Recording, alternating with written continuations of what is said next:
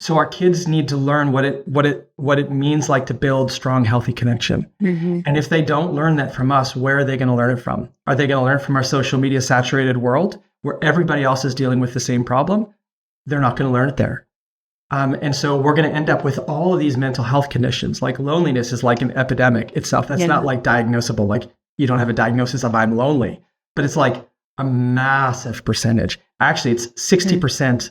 It's over 60% of teen. I think it's I'm going to misquote this, but I think it's less than 25-year-olds say that they feel lonely. I probably shouldn't say that without having the exact stat in front of me. But anyways, it's something like that. But it's like a massive, massive, massive number, even though they have tons of connection, right? So it's like they have to learn that from us. How can they feel safe in who they are? It's good for us to remember that we don't have to facilitate peer social connections for our kids. The connections count with adults too. They count with us. And it starts with us connecting with them. And, that's why I talk about family dinners all the time. Yes. We know research on family dinners shows that the number of times you eat a family dinner has more impact even on academics than time spent doing homework. And it's a hugely protective factor against depression, anxiety, and suicidal tendencies. Like what do we want for our kids? So we eat together, we connect over that food as long as the scraping isn't sending us out of the room, right? That was like a double-edged sword for you, literally, because that was your time to connect and you couldn't engage because of that trauma. It's just, so much going on. Yeah. Katie, I just want to add a little bit of a finer point to that, if I may.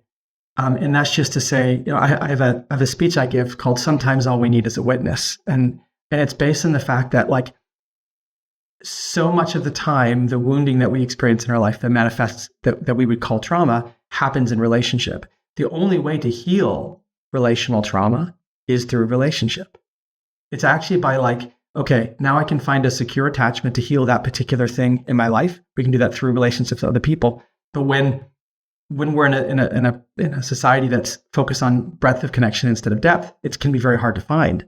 So we really, really want to give that to our kids, like more than anything else, is like that sense of connection, even if the wounding from them in them is from us, like because we're imperfect, we said something that hurt them, whatever. Like they get to the healing they get from that actually produces a stronger bond than if they had no wounding at all. In most, and not in every situation, but like it depends on the severity of it. But this is called rupture and repair.